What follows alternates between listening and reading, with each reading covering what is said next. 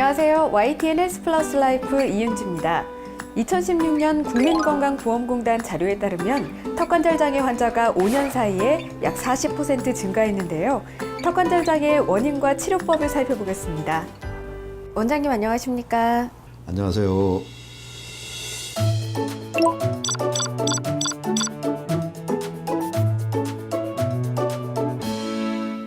저도 가끔 턱에서 탁탁 하는 소리가 나는데요. 턱관절 장애가 생기는 원인은 뭔가요?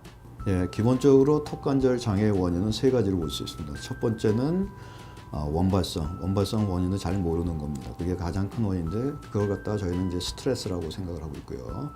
두 번째는 일시적인 외상. 일시적인 외상은 하품을 크게 했다든지 소리를 크게 질렀다든지 장난하다가 턱을 맞았다든지 너무 이제 지나치게 큰 음식을 먹었다든지 아니면 치과 치료를 오래 받았다든지 이런 이제 외상에 의해 갖고 턱관절 주변의 조직, 근육, 인대가 손상을 입어갖고 나빠지는 경우. 세 번째는 이제 지속적인 외상이라고 교합이 안 좋거나 밤에 이를 갈거나 이를 악물거나 아니면은 턱을 괴거나 손톱을 뜯거나 딱딱한 음식을 계속 먹거나 껌을 계속 씹거나 자꾸 자극해주는 행동 때문에 나타납니다. 이 턱관절 장애라는 게 정확히 어디에 문제가 생기는 건가요? 턱관절 장애는 이제 기본적으로 세 가지로 분류할 수가 있습니다. 첫 번째는 이제 턱관절 뼈 아니면은 주변에 디스크에 문제가 있는 경우가 하나 있고, 두 번째는 이제 턱관절을 지탱하는 근육이나 인대 쪽에 염증이 생기는 게 있고요. 아랫니랑 윗니가 맞춰지는 교합이 잘 안 맞거나 치아가 없어갖고 교합에 불균형이 있거나 이를 갈든지 이를 악물든지 세 가지 종류로 말씀을 드릴 수 있겠습니다. 이 정도 통증은 참아도 되겠다 이런 분들도 있는데요. 그냥 방치하면 어떻게 되나요? 예, 턱관절 장애를 방치하면 가장 안 좋은 거는 기본적으로 뼈가 녹아갖고 안면 기형이 생긴다든지 두 번째로는 입이 안 벌어지는 경우가 있습니다. 그 디스크가 나와갖고 입이 안 벌어져. 세 번째로는 근육에 통증이 있어갖고 제대로 씹을 수가 없고, 네 번째로는 온몸에 그 주변의 근육들도 영향을 줘갖고 목이 아프다든지 어깨가 아프다든지 다른 부위의 근육까지 통증을 야기시킬 수가 있습니다. 턱관절 질환의 검사 또 치료 방법도 궁금합니다. 기본적으로는 이제 심리 검사인 다원 검사가 있고요. 그 다음에는 이제 그 엑스레이 영상 검사가 있습니다. 영상 검사에서는 치아가 나오는 파노라마, 두 번째는 이제 턱이 나오는 턱관절 엑스레이, 세 번째는 CT가 있습니다. 그 다음으로서는 이제 턱관절 검사가 따로 있습니다. 그건 턱관절만 세부적으로 보는 검사이고요. 그게 이제 자료가 충분치 않았을 때는 새로운 또 장비를 이용해 카디악이라는 컴퓨터 장비를 이용한 턱관절 검사가 있겠습니다.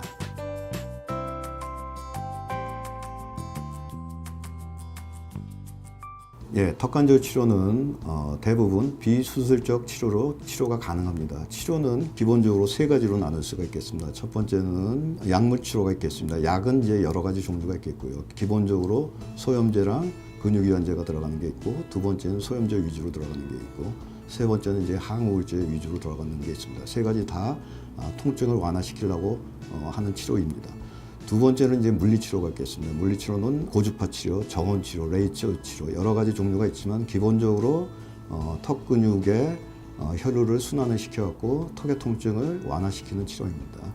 세 번째 치료는 이제 장치 치료가 있겠습니다. 장치 치료는 턱 근육의 긴장을 완화하고 턱관절 부위에 지나치게 힘이 많이 가해지는 것을 줄여주고, 세 번째로는 교합이 안 맞는 것들을 교합을 맞게 해줘갖고 턱 통증을 완화시켜주는 치료입니다. 그리고 마지막으로 이제 외과적인 치료, 수술이 있는데 기본적으로는 이제 수술 치료는 잘 권하지를 않고 있습니다. 왜냐하면은 비수술 치료나 수술 치료나 그 장기적인 예후가 큰 차이가 없기 때문입니다.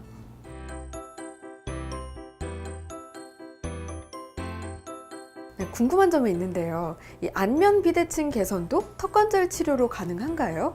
가능하지가 않습니다.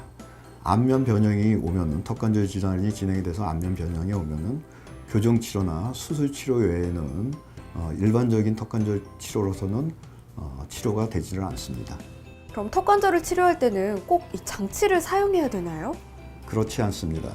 기본적으로 짧은 시간 내에 턱관절 장애가 온 사람들은 약물 치료를 하고, 오랜 시간 동안 턱관절 장애가 온 사람들은 장치 치료로 하게 됩니다. 그래서 꼭 장치 치료를 하는 것은 아닙니다.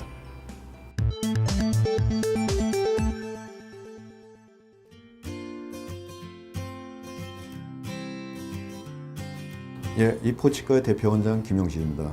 저는 86년 서울대학교 치과대학을 졸업하고 90년서부터 92년까지 뉴욕대학에서 석사를 했습니다. 그리고 92년서부터 95년까지 UC 샌프란시스코 대학에서 보철 전문의 과정을 수련을 했고, 그 다음에 95년서부터 96년까지 피츠버그 대학에서 아가맨 보철을 전공을 했습니다.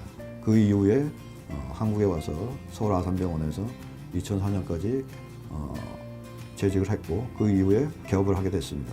저는 이제 미국에서 세 군데 학교를 다녀갔고 다양한 임상 경험을 했고, 한국에 와서 대학병원에서 교수 생활을 해갖고 많은 환자, 다양한 케이스를 접했습니다. 그리고 학회 활동은 임플란트 학회, 보철 학회, 교합 학회, 다양한 학회를 또 하고, 마지막으로는 턱관절 교합학회 회장까지 마쳤습니다.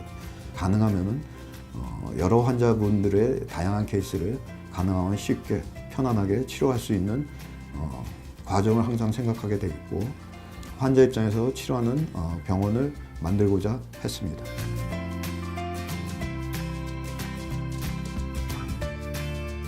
케이스가 다양한 케이스를 보고서 여러 환자를 많이 봤습니다.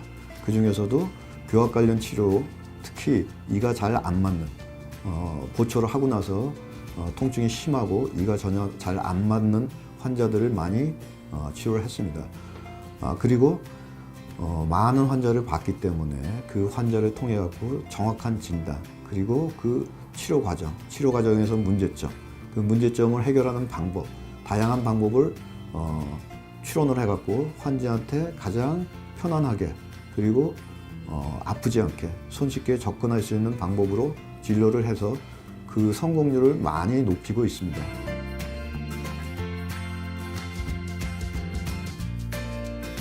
예, 과거에는 10대에서 20대 층이 주 환자층이었습니다. 그렇지만은 시간이 많이 지나서 현재에서는 10대에서 60대까지 연령층이 굉장히 다양하고 남녀 분포도 상당히 균등되어 있습니다. 수험 준비생들이 특히 통증을 호소하는 환자들이 많습니다. 이거는 기본적으로 스트레스가 많아갖고 턱관절 부위에 자극을 주는 첫째 원인이 있고요. 두 번째는 오랜 시간 수험 준비 중에 자세가 안 좋아갖고 그로 인해갖고 목이나 두통, 그리고 허리가 아픈 연관통들이 생기는 경우가 많습니다. 그리고 또 성장기에 있는 청소년들에서 교합이 완성이 안 돼 있는데 그 과정에서 무리한 힘이 가해지거나 나쁜 버릇이 있었을 때는 턱관절 통증이 야기되는 경우가 많습니다. 그래서 특별히 주의를 해야 합니다.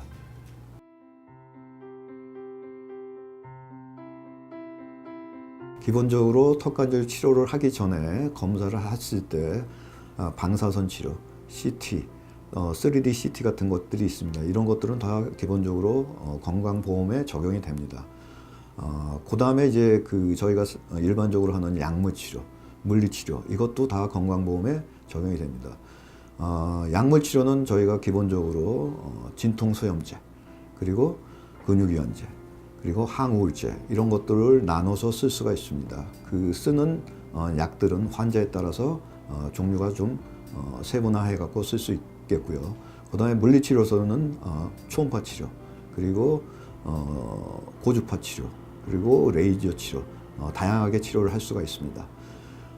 마지막으로 이제 장치 치료가 있는데요. 장치 치료는 저희가 이제 턱을 앞으로 내미는 ARS라는 장치 치료가 있겠고, 그 다음에 턱만 높이는 CR 스플린트라는 치료가 있습니다. 이런 장치 치료는 턱관절 통증이 오래 지속된 환자들, 입이 안 벌어지는 환자, 턱끝이 녹는 환자들, 중증의 환자들한테는 이런 장치 치료가 필요한데, 이 장치 치료는 단순히 장치를 껴서만 되는 게 아닙니다. 주기적으로 장치를 조정을 해야 되고, 장치를 낀 다음에 이가 잘 맞는지, 통증이 완화가 됐는지, 이런 것들을 지속적으로 계속 체크를 해야 합니다. 마지막으로서는 장치 치료가 끝난 이후에 교합 치료 아니면은 교정 치료로 더 세분화해서 들어갈 수가 있습니다. 교합치료, 교정치료는 턱관절 장애 치료가 완전히 끝난 이후에 교합이 완전하지 않은 분들한테서는 교정을 해갖고 교합을 마치는 경우가 있고, 교정이 불가능한 경우에는 보철 치료를 해갖고 안 맞는 교합을 맞추게 해갖고 더 이상의 턱관절 장애가 발생하지 않게 하기 위한 치료를 해야 합니다.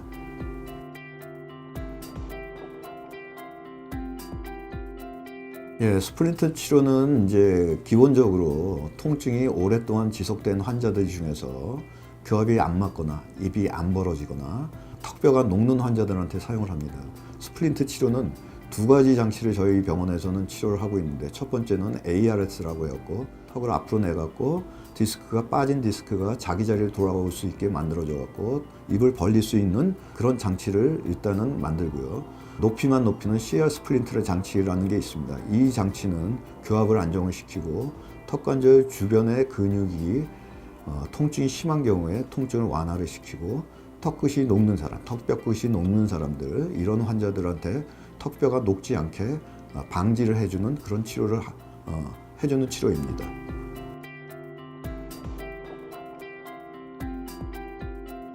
교정치료가 필요한 환자들은 기본적으로 교합이 잘 안 맞아갖고 턱관절 장애가 일어나는 환자들입니다. 턱관절 장애에 대한 통증이 완화가 된 이후에 교정치료를 시작을 해야 됩니다. 턱관절 장애 치료가 끝난 이후에 교합이 맞지 않는 경우 다시 턱관절 장애가 올 수가 있습니다. 재발이 될 수가 있죠. 이런 경우에는 교정치료를 해갖고 치아를 정확한 교합으로 맞춰갖고 턱관절 장애에 대한 재발을 방지를 할 수가 있겠습니다.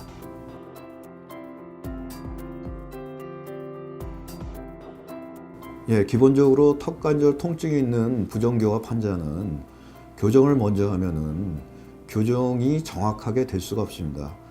턱관절 통증이 있는 경우에 교합이 정확하게 이루어지지 않기 때문에 턱관절 통증을 완전히 치료를 하고 나서 교합을 맞춰 교정을 해야 정확한 교정이 됩니다.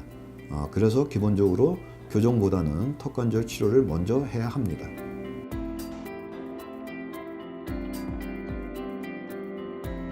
예, 기본적으로 턱관절 치료는 지금은 대부분 비수술적 치료로 치료를 할 수가 있습니다. 그렇지만 턱관절 뼈 쪽에 유착이 돼갖고 입이 안 벌어지는 경우는 비수술적 치료로 치료하기가 힘듭니다. 그런 경우에는 수술적 치료로 치료할 수밖에 없습니다. 아주 제한된 경우라고 할 수 있겠습니다. 턱에서 자주 소리가 나거나 입을 벌리기 힘든 증상이 지속될 경우 턱관절 전문병원을 찾아 발빠른 치료를 받으시기 바랍니다. 함께해 주신 여러분 고맙습니다.